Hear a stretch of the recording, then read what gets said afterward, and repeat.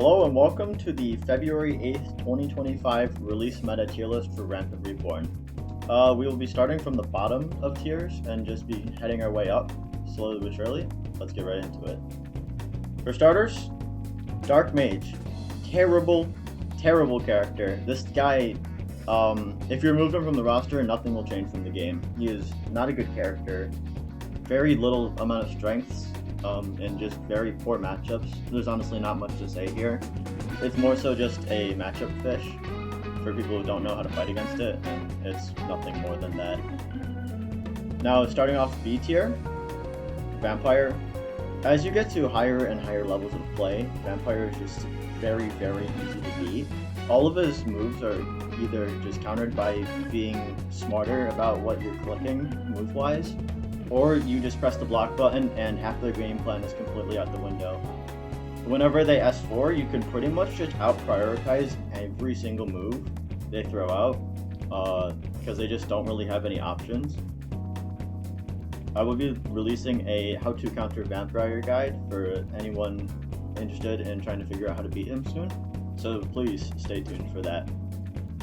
And he is our only B tier character. So starting off the bottom of our A tier, Assassin. Assassin is a very good character just simply due to how fast he can be and just how high his pressure can be. There's not too much to say here. His stalling is really strong. He doesn't really need to teleport ever to do it. And his combos are very strong if you have all the cooldowns and the right timings for everything. Very good character for sure right now. And then after that is Kaiju. Very high damage. Has one of the best moves in the game currently, which is its skill 3. Using that up close is pretty much a guaranteed 55 damage due to it just not being blockable. The main issue with Kaiju is that 2 of his moves are terrible, and by terrible I mean like both in contention for the worst move in the game currently. That being his skill 2, which is the big laser move, and the S4, which is where he seems like he's charging up for a whole 2 seconds and then launching himself at you. Those moves aren't good at all. They're both countered by projectiles pretty much effortlessly, so anyone with a projectile will have a much better time against him whenever he uses those moves. And he's just really reliant on a skill 1 and skill 3 to get much done. And his one's also really good too, just due to how high the damage is generally. So yeah, very solid character, but you know, having basically 3 moves that actually do something is definitely a little rough for Kaiju. Now after that we got Berserker. Berserker is a very interesting character because he can do a lot right, but if he just gets completely blitzed down and leaves too many openings, he is going to look like a bad character.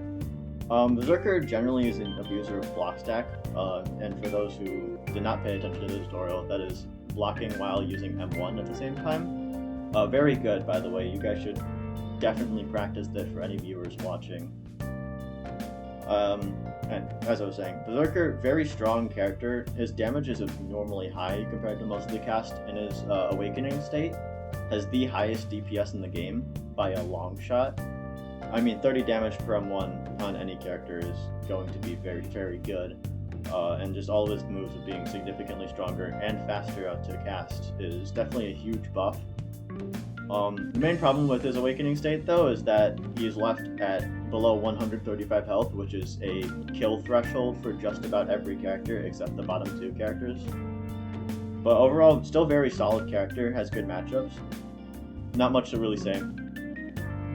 Be sure to experiment with him if you ever play him, and ask questions in the comments if you need to. After that, we got Atomic. Atomic Samurai is a very strong character right now. His combos are extremely deadly. He can 0 to death any character properly if they don't have Brace, except Berserker. Berserker is the only person who doesn't die to a 0 to death combo, but 400 plus damage is not a joke. Very strong character. The main reason why he isn't higher is that some of his moves, like his S2, can just be countered relatively easily. He's not very... His only mobility options are truly dash, since his skill 1 requires an enemy to be in range to actually dash to them, which is a notable downside considering he is designed to chase anyone that is trying to escape him. Though his skill 3, very good, easily sets up into pretty much anything he has. If you get hit by it, I hope you live. That's all I'll say. Next up, we got Marauder. This character's great. This character does a lot of very, very good things. It has great defense, way above average health with its 400 health stat, and also just has ridiculous defense with his skill 4.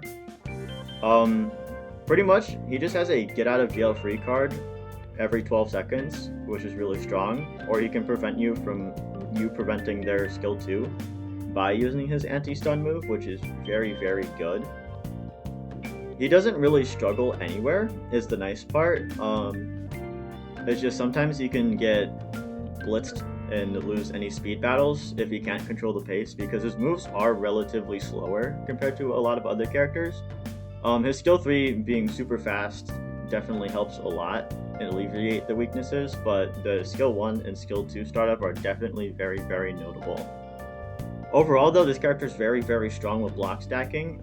Highly recommend practicing block stack with Marauder for those who play them, or just for any character at that point. It's a very good mechanic to learn. And for those who hate this guy, Vamp, way better against Vamp compared to just about everybody else. So please practice that. And the last thing I'll say for Marauder is that his zoning is very, very good. A projectile with a 4-second cooldown is extremely strong right now, especially when it's the huge AoE projectile that Marauders has. Throwing that out every 4 seconds is practically just free pressure and is really, really good in just about every matchup. And the slow leading into skill 2, very, very huge. That is a whopping 100 free damage at minimum, just not including passive. So overall, great character. Highly suggest picking him right now. And yeah. Now to top off A tier, we got Viking. Viking does a lot right. Very, very good mobility with his wall dashes. He can pretty much just fly in the air for however long he wants. His Valhalla state is extremely strong right now due to just how much he can just constantly dash. He has very, very ridiculous long combos if you know how to read your opponent, or if your opponent's extremely predictable. You can just about read wherever their DI is, and you can pretty much just kill anybody off rip. Very, very strong character. And him having multiple dizzy stun options in regards to his slam move, where you go in the air and then press the spacebar, and then his axe throw when it's in the air does additional damage on top of that, which is very, very strong. And generally, he doesn't really have too many weaknesses, but his main problem is that he does not have the ability to block dash. He's the only character that lacks that, so even bad moves that are generally countered by block dashing, like Kaiju skill 2, is actually very situationally consistent in regards to when they can use it. So it's definitely a little rough for him sometimes, but Viking's out of shield game is really good right now. Very, very carefree, and even characters like Knight, if they parry a dash attack, or tackle as it's called, they'll have to delay their punish completely due to Viking still going up. And that pretty much takes out almost the entirety of the parry time, so it's definitely very hard to deal with this character. And him having an unblockable, even though rather small attack, at least for the unblockable part, still just a very, very good character. Also highly suggest learning him. And to start the S tier, we have Knight. Knight is extremely, extremely good right now. He shuts down basically half the cast with his parry, most notably the lower characters. His skill 4 can halve anyone's DPS for the next 8 seconds with a downtime of 24, meaning he basically has 50% damage reduction for 33% of the time it's alive, which is very good. Assassin will start doing 2 damage a hit, just to put that into perspective. Kaiju's M1 is going to do 6%, or 6 damage per hit, excuse me. It's a very strong move. His defense is absurd, and his offense is really, really good. He has a move that is scaled with how their opponent's HP is. So, for example, it does 40 damage to Assassin, but 100 against Berserker, since Berserker's health is higher, which is really insane.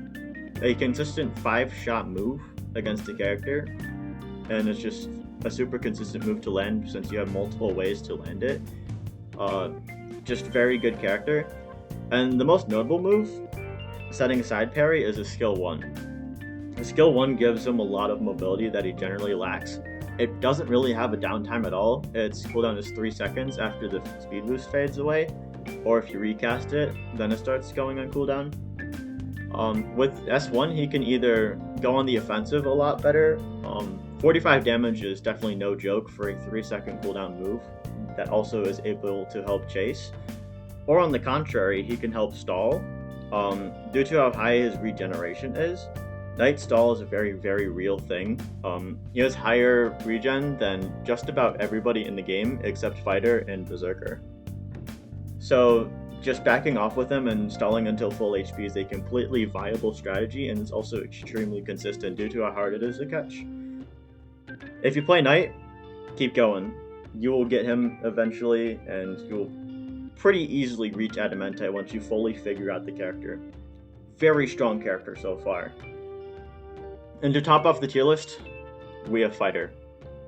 Fighter is a combination of jack of all trades, but can also kill you in one combo.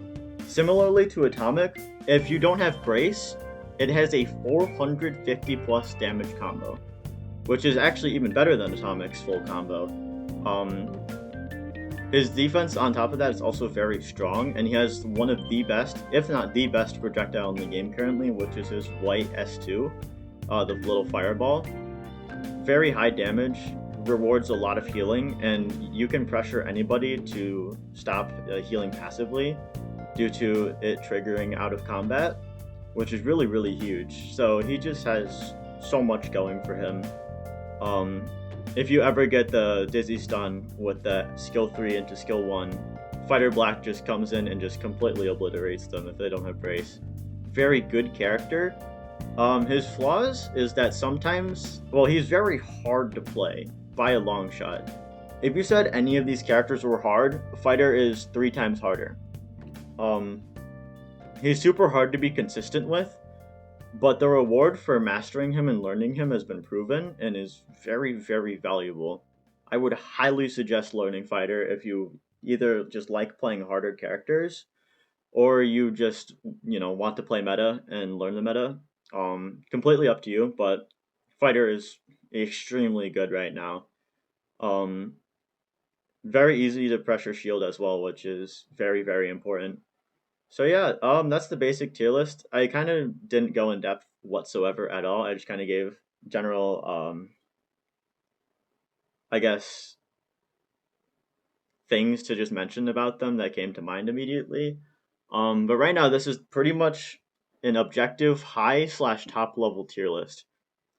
This tier list is not meant for lower level players or lower ranked players, due to the fact that, you could probably notice that Vampire, which is a character that many new players think is the best character, is very, very bad the better you get.